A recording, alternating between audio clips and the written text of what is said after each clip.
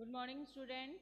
मैं ममता शर्मा आदर्श बाल निकेतन उच्च माध्यमिक विद्यालय में हिंदी अध्यापिका आप सभी बच्चों का हिंदी ऑनलाइन क्लास में हार्दिक स्वागत करती हूँ। स्टूडेंट, हम अपनी पाठ्य पुस्तक क्षितिज के भाग 1 से पाठ 2 का अध्ययन कर रहे थे, जिसका नाम है लहासा की ओर, जिसके लेखक हैं राहुल सांकृत्यान। राहुल सांकृत्यान जी का जीवन परिचय और हमने इसके एक भाग को पढ़ लिया था, अपने जो चैप्टर है इसका। आज हम इसके दूसरे भाग को पढ़ लेते हैं। पहले भाग से आपको कोई बात समझ में नहीं आई तो आप में से पूछ सकते हैं। मेरी आवाज़ सुनाई दे रही है ना बेटा आप लोगों को? Anjali, yes ma'am. सुनाई दे रही है ना? हाँ, तो अब आगे का पढ़ेंगे हम लोग। सभी बुक निकाल लीजिए, सभी अपनी बुक निकाल लीजिए, हम आगे का भाग पढ़ते हैं। दूसरे दिन, पेज नंबर है 27। देखिए, दूसरे दिन हम घोड़ों पर सवार होकर ऊपर की ओर चले। दूसरे दिन लेखक किस पर सवार हुए? घोड़ों पर।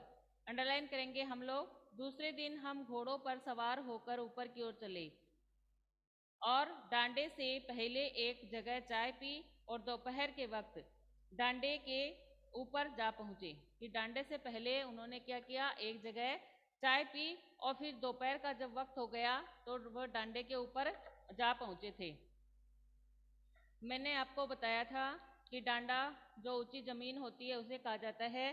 तो लेखक कह रहे हैं कि वहां पहुंचने से पहले हमने एक चाय पी, फिर दोपहर जब हो गई तो हम डांडे के ऊपर जा पहुंचे थे। हम समुद्र तल से 17-18 हजार फीट ऊंचे खड़े थे। वो समुद्र तल से कितने फीट की ऊंचे पर थे? 17-18 फीट ऊंचे खड़े थे। हमारी दक्षिण तरफ पूर्व से पश्चिम की ओर हिमालय के हजारों श्वेत शिखर चले गए थे। हमारी दक्षिण तरफ पूरब से पश्चिम की ओर हिमालय के हजारों श्वेत शिखर चले गए, यानी हिमालय के जो हजारों श्वेत यानी सफेद जो शिखर थे, जो चोटियां थी, वो चले गए थे। यानी एक के बाद एक, जैसे जैसे वो चलते जा रहे थे, एक एक पहाड़ है वो पार होता जा रहा था। भीटे की ओर दिखने वाले पहाड़ बिल्कुल नंगे थे। भीटे की ओर दिखने वाले जो पहाड़ थे बिल्कुल नंगन थे, यानी उन पर कोई वनस्पतियां है वो कोई उगी हुई नहीं थी। जैसे आप पहाड़ों पे देखते हो कि तरह तरह की जो ये है घास है वो लग जाती है, लेकिन वो नंगे पहाड़ थे। नंगे पहाड़ से मतलब उस पर किसी प्रकार की कोई घास नहीं थी। वहाँ बर्फ की सफेदी थी। वहां पर सिर्फ क्या थी? बर्फ की सफेदी थी और न किसी तरह की हरियाली। कि आप देखते हो हमारे यहाँ झुंझुनू में भी पहाड़ है, तो पहाड़ों पर पेड़ पौधे उगे हुए हैं, तो उन पहाड़ों पर कुछ भी नहीं था, केवल सफेद बर्फ पड़ी हुई थी। और वो क्या थी? ना किसी तरह की वहां पर कोई हरियाली थी। उत्तर की तरफ बहुत कम बर्फ वाली चोटियां दिखाई पड़ती थी। उत्तर की तरफ यानी उत्तर दिशा की तरफ बहुत कम बर्फ वाली चोटियां दिखाई देती, यानी वहां पर जो शिखर थे वो वहां पर कम बर्फ के थे। और सर्वोच्च स्थान पर डांडे के देवता का स्थान था, जो पत्थरों के ढेर, जानवरों के सींगों और रंग बिरंगे कपड़ों की झंडियों से सजाया गया था। जो जो जो उनका सर्वोच्च स्थान था, जो ऊंचाई पर जो स्थान था डांडा, जो वहाँ डांडे के देवता का जो स्थान था, जो क्या था?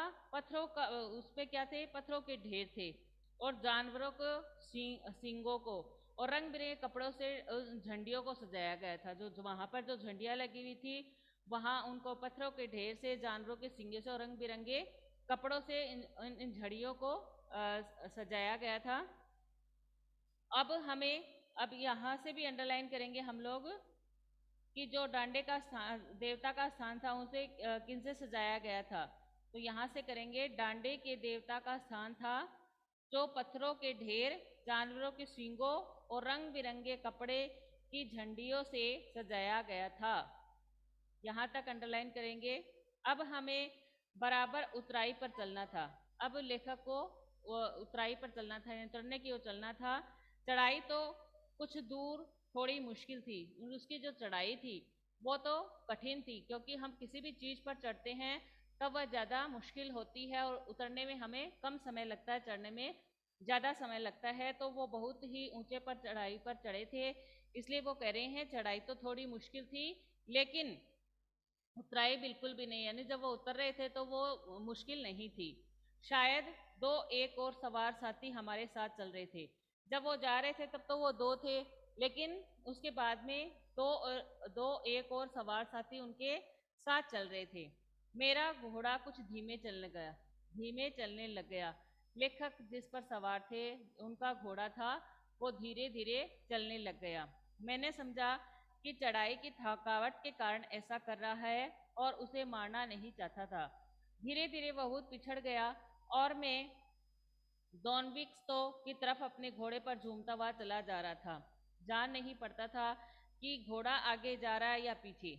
जब मैं जोर देने लगता तो वह और सुस्त पड़ जाता। एक जगह दो रास्ते फूट रहे थे।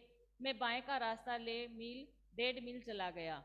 आगे एक घर में पूछने से पता लगा कि लंगकोर का रास्ता दाहिने वाला था। फिर लौटकर उसी की ओर पकड़ा।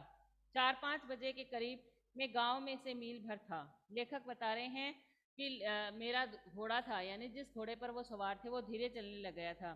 तो लेखक ने क्या समझा कि शायद ये घोड़ा है वो थक गया है और थकावट के कारण ऐसा कर रहा है। और लेखक कह रहे हैं कि मैं वो जब घोड़ा था वह धीरे चलने गया तो क्या करता कि उसको जल्दी चलाने के लिए उसे मारता, तो लेकिन लेखक है वो उसे मारना नहीं चाहते थे। तो धीरे धीरे क्या हुआ कि धीरे चलने के कारण लेखक का घोड़ा है वो अन्य अपने साथियों दल से पिछड़ गया। तो फिर वो कह रहे हैं कि मैं डॉनविक्स की तरफ अपने घोड़े पर झूमता हुआ चला जा रहा था। कि मैं एक जगह का नाम है, वहां पर अपने घोड़े पर झूमता हुआ बड़ी मस्ती से चला जा रहा था। मैं ये नहीं जानता था कि घोड़ा आगे जा रहा है या पीछे जा रहा है। तो मैं जब लेखक कह रहे हैं मैं घोड़े पर जब ज्यादा जोर देने लगता तो वो है तो और सुस्त पड़ गया। फिर एक जगह ऐसा रास्ता आया जहां से दो रास्ते जा रहे थे। तो लेखक को जहां जिस रास्ते पे जाना था वह उस रास्ते से भटक गया और दूसरे रास्ते पे चला गया। तो फिर जब वह बाई मील जब 1.5 मील चला गया तब वह उसको ऐसे लगा कि मैं अपने रास्ते से भटक गया हूँ। तब वह एक घर में उसने पता किया। तो वहां उसे पूछने से पता लगा कि जो लंगकोर का जो रास्ता था वो दाहिने वाला था। तो लेखक ने दूसरा रास्ता पकड़ लिया था। लेखक कह रहे हैं फिर लौटकर उसी को पकड़ा। फिर वो वहां से वापस आए और जहां लंगकोर जाने वाला रास्ता था फिर मैंने उसको वहीं से पकड़ा।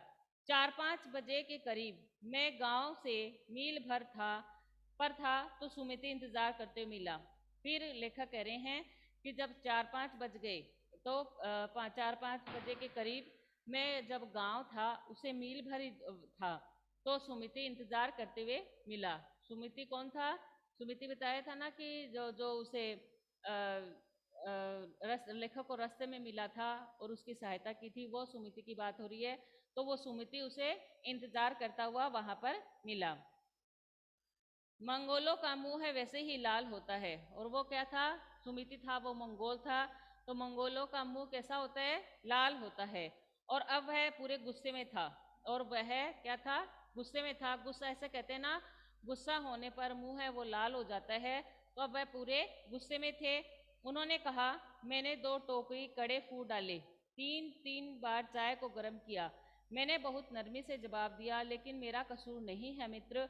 देख नहीं रहे हो कैसा घोड़ा मुझे मिला है। मैं तो रात तक पहुंचने की उम्मीद रखता था। खैर, सुमिति को जितनी जल्दी गुस्सा आता था उतनी ही जल्दी वह ठंडा भी हो जाता था।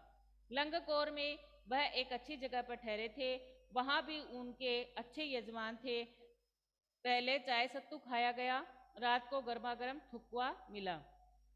लेखक कह रहे हैं कि जो मंगोल होते हैं, वो मंगोल जाति का था ना, तो उसने वो सुमिति है जब उसने देखा, उन्होंने लेखक ने उसको टाइम दे रखा कि मैं इतने तक पहुंच जाऊंगा। जब वो बहुत लेट पहुंचे तो उसको बहुत गुस्सा आ गया और उसने कहा कि मैं यहाँ से आपका कितनी देर से इंतजार कर रहा हूँ और कि मैंने 2 कड़े फूंक डाले, कि मैंने 2 टोकरी भी कड़े भी फूंक डाले हैं, 3 बार चाय को गर्म कर लिया है, लेकिन आप नहीं पहुंचे। तो लेखक भाग गया कि ये है बड़े गुस्से में है। तो उसने बड़े नरमता से जवाब दिया।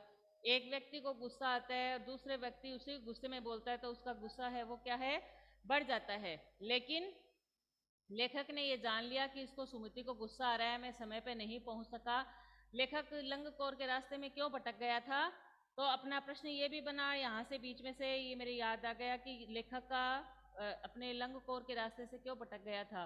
कि एक तो लेखक का घोड़ा धीमे चलने लग गया था, और तो वो लेखक धीमे चलने के कारण क्या वो लेखक को घोड़े को थकावट हो गई थी और वह अपने रास्ते से भटक गया था। इसीलिए लेखक है वो अपने रास्ते से भटक गया था। तो वो कह रहे हैं कि जिस व्यक्ति को, अगर दो व्यक्ति है और एक को गुस्सा ज़्यादा आ रहा है, एक को कम, एक को दूसरे का यदि उसको ठंडे से जवाब दे तो वो उसका क्रोध है वो वहीं पर शांत हो जाता है। अगर दो व्यक्ति हैं, दोनों बराबर आपस में बोलने लगते हैं तो गुस्सा क्या है, बढ़ता जाता है। तो वो कह रहे हैं कि जब सुमिति ने उससे गुस्से में बात करी, तब लेखक ने, राहुल जी ने उन्हें बड़ी नम्रता से उत्तर दिया, जिससे उसका गुस्सा है वो शांत हो गया। और उसकी, सुमिति की, उन्होंने एक विशेषता और बताई है कि जितना जल्दी उसे गुस्सा आता था उतना ही जल्दी उसका गुस्सा है वो ठीक भी हो जाता था, यानी शांत भी हो जाता था। लंगकोर में वह एक अच्छी जगह पर ठहरे थे। लंगकोर में वह एक अच्छी जगह पर ठहरे थे। वहां भी उनके अच्छे यजमान थे। पहले चाय सत्तू खाया गया, रात को गर्मागर्म ठुकवा मिला। ये जहाँ जो जो लंगकोर का एक व्यंजन है, तो वो कहले हैं पहले चाय सत्तू खाया उन्होंने, उसके बाद में उन्होंने गर्मागर्म ठुकवा मिला। आगे देखिए, अब हम तिगरी के विशाल मैदान में थे। कि अब वो कह रहे हैं कि तिगरी एक जगह का नाम है, कि हम उसके विशाल मैदान में थे जो पहाड़ों से घिरा टापू सा मालूम होता था, जिसमें दूर एक छोटी सी पहाड़ी मैदान के भीतर दिखाई पड़ती है। उसी पहाड़ी का नाम तिंगरी समाधि गिरी है। कि हम, अब लेखक कह रहे हैं कि जो तिंगरी है उसके मैदान में हम लोग पहुंच गए थे, जो किससे घिरा हुआ है, पहाड़ों से घिरा हुआ है, और ऐसा लगता है जैसे कोई टापू हो, और उसमें दूर पर एक छोटी सी पहाड़ी मैदान के भीतर दिखाई पड़ती है, और उसी पहाड़ी का जो नाम है वो क्या है, तिंगरी समाधि गिरी। आसपास के गांव में भी सुमिति के कितने ही यजमान थे।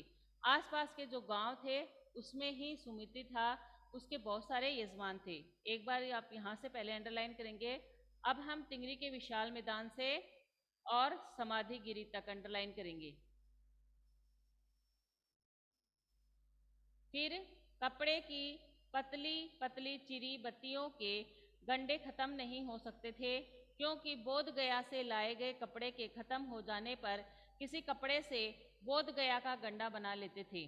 वह अपने यजमानों के पास जाना चाहते थे। मैंने सोचा यह तो हफ्ता भर उधर ही लगा देंगे। आसपास के गांवों में भी सुमिति के कितने यजमान थे। यजमान कौन होते हैं, कि उसको कुछ देने वाले वो है, कोई उनके जो काम है, वो कोई जो भी उनके जो क्रियाक्रम होते हैं वो करवा देते हैं। कोई जो चाहे वो कैसे भी काम हो, उसमें वो सुमिति है वो अपने यजमानों के काम करा देता था।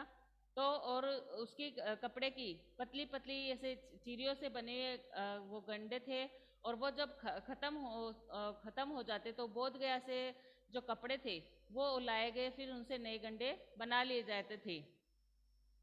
वह अपने यजमानों के पास जाना चाहते थे। मैंने सोचा ये तो हफ्ता भर उधर ही लगा देगा। वह जो सुमिति था, अपने यजमान थे वहां पर जाना चाहता था, क्योंकि वो उसने सोचा कि मैं एक साथ दो काम कर लूँगा। मेरे यजमान भी यहाँ पर है तो मैं उनके यहाँ भी जाऊँगा तो मेरे कुछ आमदनी हो जाएगी। लेकिन लेखक ने सोचा कि वहाँ चला गया तो उसमें हफ्ता भर और लग जाएगा। मैंने उनसे कहा कि जिस गांव में ठहरना हो उसमें भले ही गंडे बांट दो, मगर आसपास के गांव में मत जाओ। मैंने उससे कहा कि जिस गांव में ठहरना हो, कि आपको जिस गांव में भी ठहरना हो उसमें भले ही गंडे बांट दो, कि उसमें जो गंडे हैं वो भले ही बांट दो, लेकिन आसपास के गांव में मत जाना। कि तुम्हारे यहाँ पर जो यजमान है उनको तो आप दे दो, और लेकिन अब जो गांव है उसमें मत जाना। इसके लिए मैं तुम्हें लहासा पहुँचकर रुपये दूंगा। कि इसके लिए तुम्हें लहासा पहुँचेगा ना, तब मैं रुपए दे दूंगा। क्योंकि वो सुमिति है वहां पर जाता तो उसे कुछ दक्षिणा मिलती, तो वो कह रहे हैं कि उसके बदले में मैं क्या करूंगा, तुम्हें मैं ही रुपये दे दूंगा जब हम लहासा पहुंचेंगे। सुमिति ने स्वीकार कर लिया। सुमिति ने यह बात मान ली। दूसरे दिन हमने भरिया ढूंढने की कोशिश की। भरिया किसे कहते हैं, जो सामान ढोते हैं ना, वहां पर सामान ढोने का काम करते हैं, उसे कहते हैं भरिया। तो दूसरे दिन हमने भरिया ढूंढने की कोशिश की, यानी लेखक ने और उसने, सुमिति ने, एक जो बोझा ढोने वाले की कोशिश की, लेकिन कोई न मिला। लेकिन बोझा ढोने वाला कोई भी नहीं मिला। सवेरे ही चल दिए होते तो अच्छा था। लेखक के मन मन में ये दुखा हो रहा था कि अगर सवेरे ही चल देते तो अच्छा रहता। लेकिन अब 10-11 बजे की धूप में, तेज धूप में चलना पड़ रहा था। 10-11 बज गए थे और उस समय बहुत तेज धूप थी। उस तेज धूप में लेखक को चलना पड़ रहा था। तिब्बत की धूप भी बहुत कड़ी मालूम होती है, कि जो तिब्बत की जो धूप है वो बहुत कड़ी मालूम होती है। कड़ी मालूम से होती है जैसे तेज धूप अपने आप ही पड़ती है ना, कितनी तेज धूप, तो वैसे ही तिब्बत में भी तेज गर्मी थी और बहुत ही धूप है, वो तेज थी, वो उनसे सहन नहीं हो रही थी। यद्यपि थोड़े से भी मोटे कपड़े से सिर ढक ले तो गर्मी खत्म हो जाती। यद्यपि ऐसी गर्मी थी कि यदि थोड़ा सा मोटा कपड़ा है वो सर पर बांध लिया जाए तो गर्मी है वो खत्म हो सकती थी।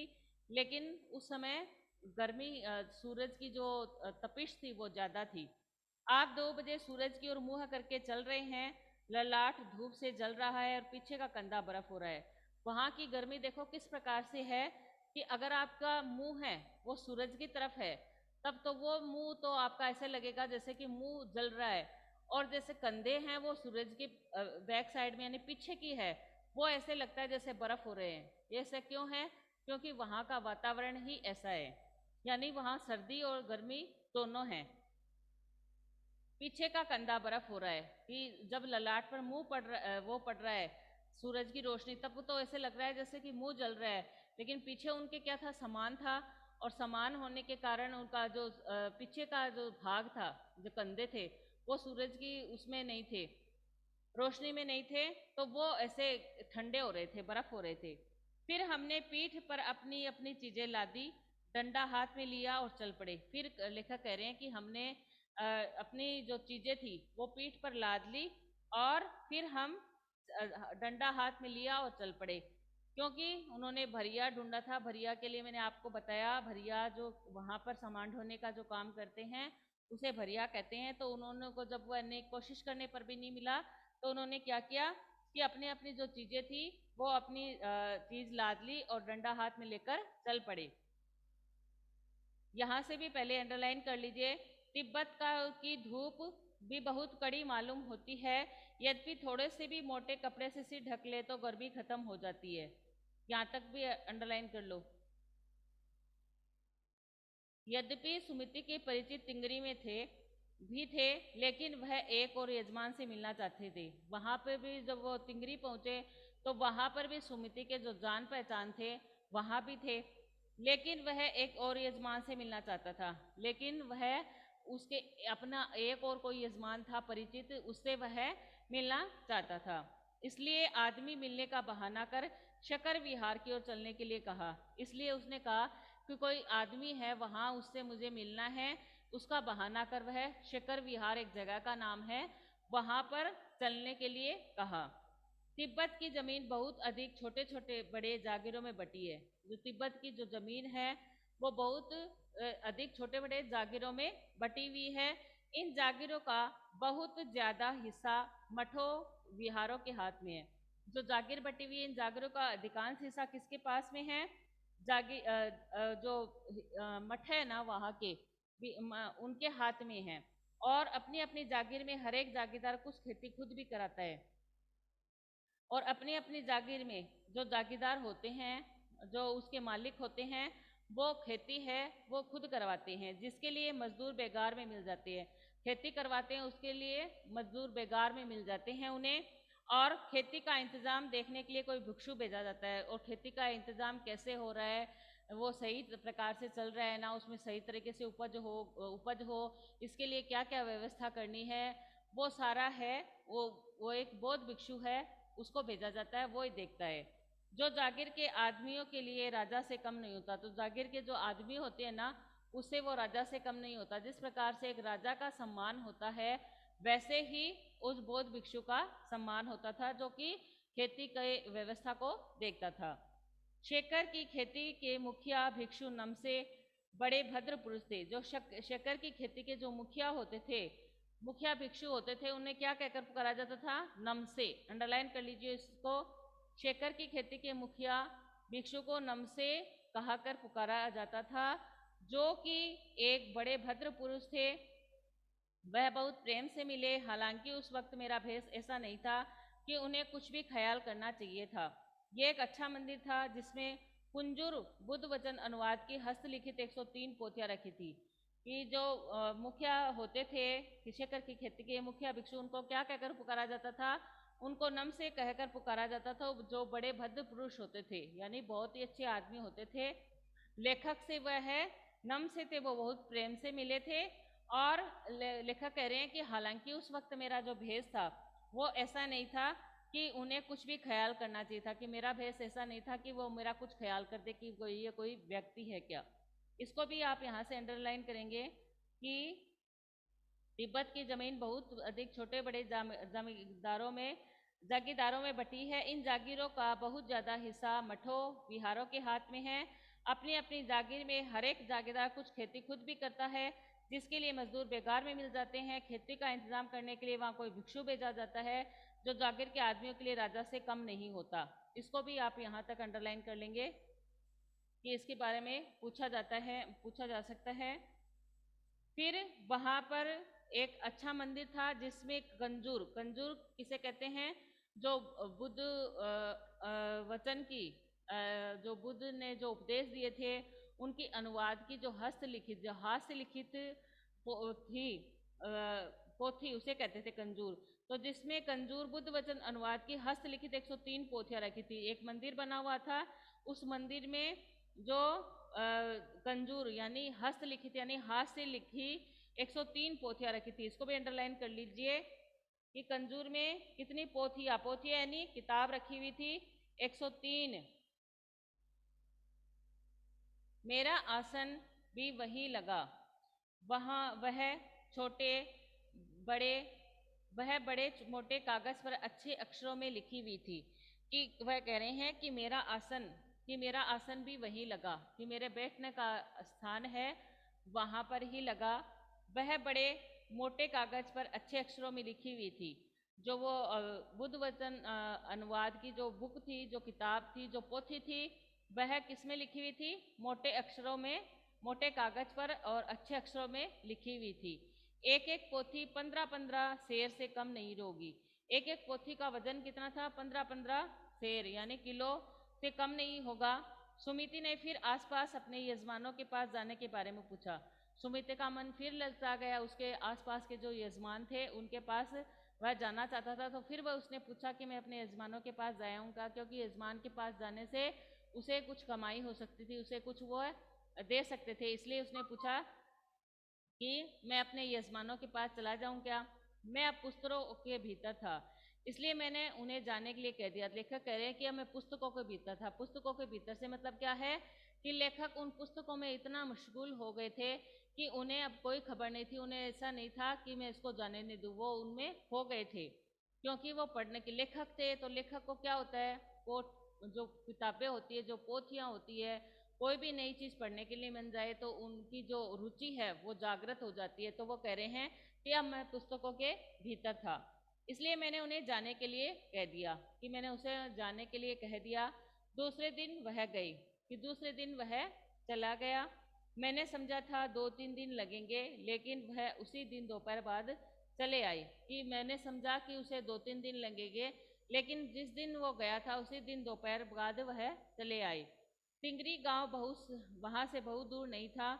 हमने अपना अपना सामान पीठ पर उठाया और भिक्षु नम से विदाई लेकर चल पड़े। कि हमने फिर क्या किया कि अपना अपना सामान था वो पीठ पर उठाया, और जो बौद्ध भिक्षु थे जिसे नमसे कहा जाता है, वहां से विदाई लेकर हम वहां से चल पड़े। तो इस प्रकार हमारा जो ये लेसन है ये यहाँ पर ख़त्म हो रहा है। आपको कोई बात पूछनी हो तो पूछ सकती हैं, नहीं इसके थोड़े से क्वेश्चन आंसर अपन देख लेते हैं।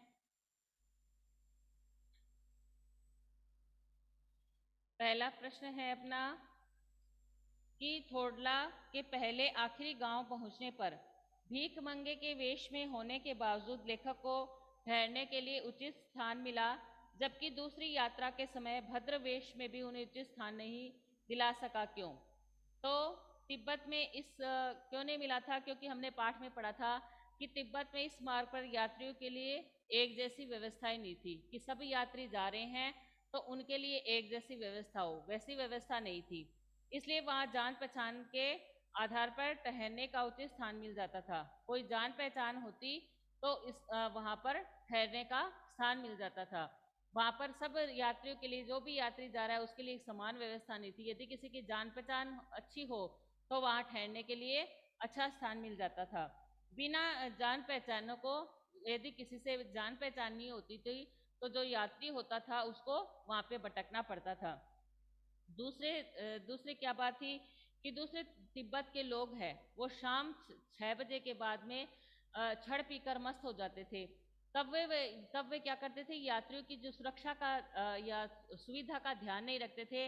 इसीलिए जाते समय समिति के परिचितों के कारण भीख मंगे के वेश में होने के बावजूद भी उन्हें ठहरने का अच्छा स्थान मिला और लौटते समय भद्र वेश में ठहरने पर भी उन्हें उचित स्थान नहीं मिल सका, क्योंकि कारण बता दिया कि जो जैसे तिब्बत में के यात्रियों के लिए एक अच्छी व्यवस्था, सभी यात्रियों के लिए समान व्यवस्था नहीं थी। जिनकी कोई जान पहचान होती थी तो उनके लिए अच्छी व्यवस्था हो जाती थी। और दूसरा क्या था कि वहाँ के लोग हैं वो शाम को छड़ पीकर मस्त हो जाते थे, फिर उन्हें यात्रियों की सुविधा का उनका कुछ भी ख्याल नहीं रहता था। और लेखक की किसे जान पहचान थी, सुमिति से जान पहचान थी, इसलिए सुमिति की परिचिति के कारण है वह भीख मंगे के वेश में होने के बावजूद उसे ठहरने के लिए अच्छा स्थान मिल गया था और लौटते समय भद्र वेश में होने के पर भी ठहरने का उचित स्थान नहीं मिला था। दूसरा है, उस समय तिब्बत के में हथियार का कानून न रहने के कारण यात्रियों को किस प्रकार का भय बना रहता है। तो उस समय तिब्बत में हथियार का कानून न होने के कारण, किस समय की बात है ये, सन 1929-30 में, उसमें तिब्बत में हथियार का कोई भी कानून नहीं था कि चाहे जो अपने हथियार रख सकता था। इसलिए लोग क्या करते थे, खुले आम जो हथियार है वो हाथ में लिए घूमते थे। जैसे लाठी लिए हाथ में घूमते हैं, कोई भी घूम सकता है ना, वैसे ही वो क्या थे, 1929-30 में वहाँ पर हथियार का कानून नहीं था। हथियार का कानून न रहने के कारण लोग लाठी की तरह हथियारों को हाथ में लेकर घूमा करते थे। और जहाँ पर दूसरे, वहाँ पर अनेक निर्जन स्थान था, वो निर्जन यानी एक अकेला स्थान था, इसलिए वहाँ पर कोई पुलिस का प्रबंध भी नहीं था, ना कोई खुफिया विभाग था, और डाकू है वो किसी को भी आसानी से मार सकते थे। इसलिए यात्रियों की हत्या और लूटमार का जो भय है वो हमेशा ही बना रहता था। क्योंकि सबसे बड़ा बात यही आएगी इसमें कि वहाँ पर 1929-30 में तिब्बत में हथियार का कानून न रहने के कारण वहाँ लोग है खुलेआम पिस्तौल बंदूक आदि रखते थे और वहाँ अनेक निर्जन स्थान थे। तो निर्जन स्थान होने पर जहाँ पर ना तो कोई पुलिस का प्रबंध था, ना कोई पुलिस विभाग थी, इस कारण लोगों में डर नहीं था और वह वहाँ पर जो डाकू रहते थे वो किसी को भी आसानी से मार सकते थे और इसलिए यात्रियों को हमेशा लूटमार का भय बना रहता था। तीसरा है, लेखक लंगकोर के मार्ग में अपने साथियों से किस प्रकार पिछड़ गया। कि लेखक है वो लंगकोर के मार्ग में अपने साथियों से किस प्रकार पिछड़ गया था। हमने अभी पढ़ा था कि एक तो उसका घोड़ा है वो धीरे चल रहा था, दूसरा लेखक अपना रास्ता भूलकर 1.5-2 किलोमीटर आगे चला गया। दूसरे जहाँ पे उनको जाना था वहाँ से 2 रास्ते निकल रहे थे और लेखक भूल से दूसरे रास्ते पर चला गया और वहाँ पर जब 1.5-2 किलोमीटर दूर चला गया तब उसे एहसास हुआ कि मैं गलत रास्ते में फिर वापस आया। इस कारण लेखक है वो अपनी साथियों से पिछड़ गया था। एक तो पहले बता ही दिया था, आपने अभी पढ़ा है कि लेखक का घोड़ा है बहुत धीमे चल रहा था। फिर अगला है, लेखक ने शेखर विहार में सुमिति को उनके यजमानों के पास जाने से रोका, परंतु दूसरी बार रोकने का प्रयास क्यों नहीं किया।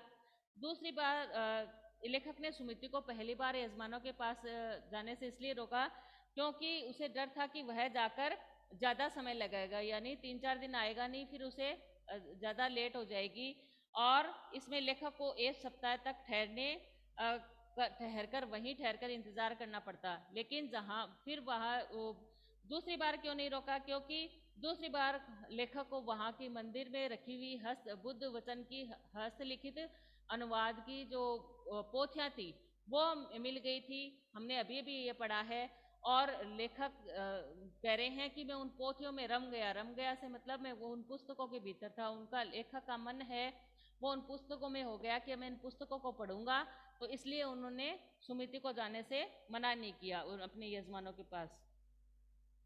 अगला है, अपनी यात्रा के दौरान लेखक को किन कठिनाइयों का सामना करना पड़ा।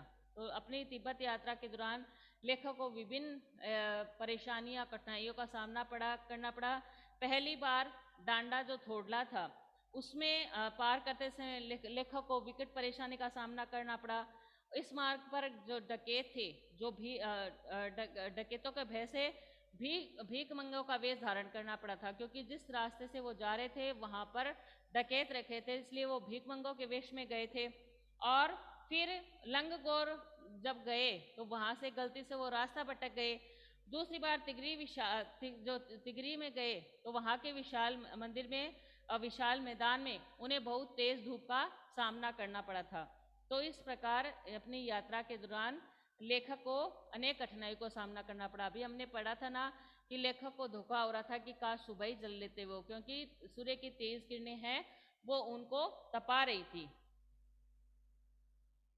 अगला है, प्रस्तुत यात्रा वृत्तांत के आधार पर बताइए कि उस समय का तिब्बती समाज कैसा था। तो उस समय का जो तिब्बती समाज था वो विभिन्न जागीरों में बटा हुआ था, यानी अलग अलग जागीरें थी उसमें बटा हुआ था। अधिकतर जो जागीरें थी वो मठों के अधीन थी। जागीरों की मालिक को खेती की व्यवस्था अपने आप करवाते थे। खेती करने के लिए उन्हें बेगार मजदूर है वो बेगार में मिल जाते थे, और उसका कुछ प्रबंधन करने के लिए वो बौद्ध भिक्षुओं को, जो भिक्षु है उनको दे दिया करते। हमने अभी ये अध्ययन किया है। और जो भिक्षु होता था वो जब जागीर के जो लोग होते थे उनका मान सम्मान कैसे करते थे, एक राजा की तरह करते थे। हमने अभी अभी पढ़ा था इसका।